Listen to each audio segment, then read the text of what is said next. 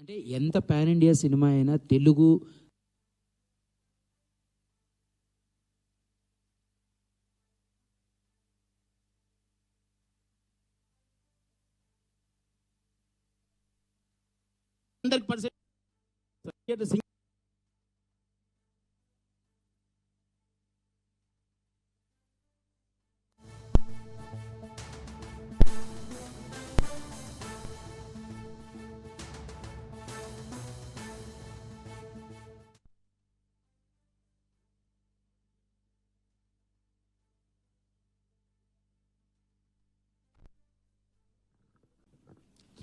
Sir జనవరి నుంచి ఇప్పటి మటుకు మీరు చూసుకోండి సార్, రెండే రెంట్ వెళ్ళినాయి సార్, రెండే రెంట్.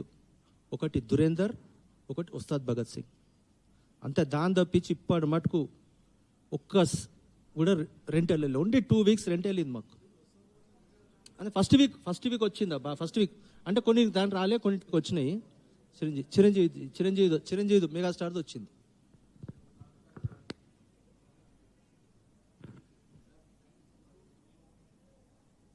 ఇక్కడ కనబడేది ఒక 30 మంది అయితే ఇంకొక 150 మంది ఉన్నాము. ఇప్పుడు already friends have express that 1400 theatres over the last 10 years బంద్ అయిపోయినాయి. ఇప్పుడున్న 1400 అపార్ట్ ఫ్రమ్ మల్టీప్లెక్సెస్ 1400 దాకా సింగిల్ స్క్రీన్స్ ఉన్నాయి. ఇప్పుడు 1400 బంద్ అయిపోయినాయి. ఇంకా మున్ముందు ఇట్లా పోతే పక్కా గ్యారంటీ బంద్ అయిపోతుంది. ఆ పోకిరి సినిమాలో చెప్తాడు చూడండి, నా డెత్ డే ఇవాళ, రేపు నీ డెత్ డే అనేసి. గ్యారంటీగా ఇదే విధానంగా పోతే కూర్చున్న కొమ్మనే నరుక్కుంటున్నట్టు అవుతుంది. So producer friends should open up and allow us to exist. అదే మా రిక్వెస్ట్. సునీల్ గారు మాట్లాడతారు. Thank you very much for coming. I thank the media. So ఈ 1.5 year నుంచి వెరీ సీరియస్ ఇష్యూ. చేస్తానంటారు, చేయరు. మాకు ప్రొడ్యూసర్స్ కూడా లాస్ ఉంది, మాకు వేరే సెక్టర్స్ డిస్ట్రిబ్యూటర్స్ కూడా లాస్ ఉంది. అందరు బాగాలేదండి, మీరు ఒకటే బాగుంటే ఎట్లా అని ఇట్లా మాట్లాడతారు. ఇప్పుడు ఈరోజు మల్టీప్లెక్స్లో కొత్త ఎక్విప్మెంట్స్ పెడుతున్నాం. మా బ్రదరు 3D పెట్టాడు, ఇది ఎపిక్ పెట్టాడు, డాల్బీ పెట్టాడు, బెంగళూరులో HDR పెట్టాడు. ఇవన్నీ పెట్టగలం. అదే సింగిల్ స్క్రీన్లో పెట్టలేకపోతున్నాం.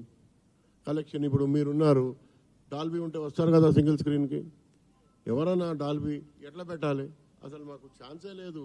ఇది డెవలప్ అయితే మన అందరికీ మంచిది కదా. సింగిల్ స్క్రీన్ మూత పడతాయి, క్లోజ్ అయిపోతే ఎవరికి నష్టం?